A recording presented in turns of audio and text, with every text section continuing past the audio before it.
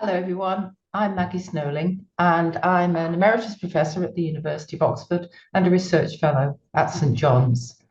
I've been in the field of dyslexia for far too long, almost 50 years, so I'm almost part of the history itself. Today, I want to talk to you, though, about a talk which I shall give at the PATAS conference on the history of dyslexia.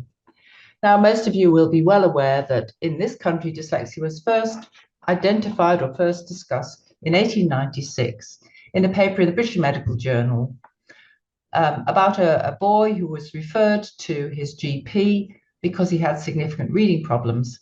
Now, he was 14 years of age, and although an intelligent young man, he couldn't even write his name. Now, I'm happy to say that there has been some progress in the last century, and I don't think there are too many 14-year-olds that turn up at their GPs seeking some form of assessment for what was described as congenital word blindness.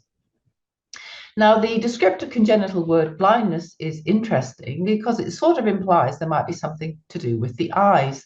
And indeed, following that first report, ophthalmologists became interested in the history of dyslexia, although more importantly, word blindness really refers to the fact that someone can see okay, but they have difficulties in what their brain interprets of what they see. So I guess people were interested in how visual information was being transmitted to the brain in those early days. The field of dyslexia then in this country became rather quiet.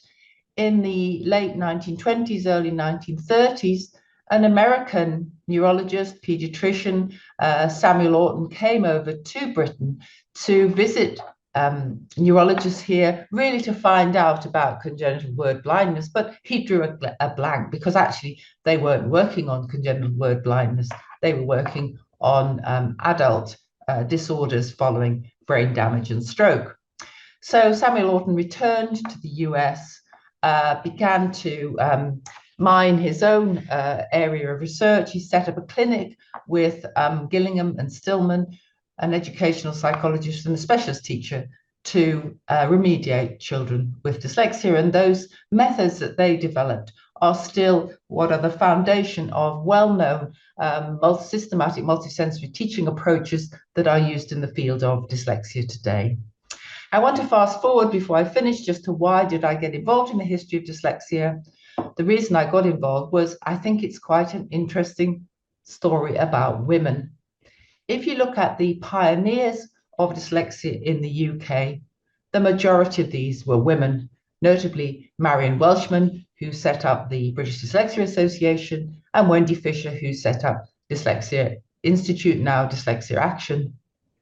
And what was interesting about these women was that they were fighting for resources for their boy children, for their sons. And at the time, it was understood that dyslexia more frequently affects boys than girls. Now, whether or not that actually really is the case has been something that's been debated more recently. Certainly more boys get referred for reading problems, and maybe it was something of the time that boys were thought of as the future wage earners, so it was really important that they would get some kind of help for their dyslexia, and maybe the girls were just left somewhat internalizing their problems, working hard, becoming anxious, and possibly depressed. Well, we don't know. I don't know exactly what I'll be saying at the conference, but that gives you a taster for my history of why I have started to think about the history of dyslexia, and I hope by looking at it, we can learn some lessons from the past that will help us not to fall into traps of the future. Thank you.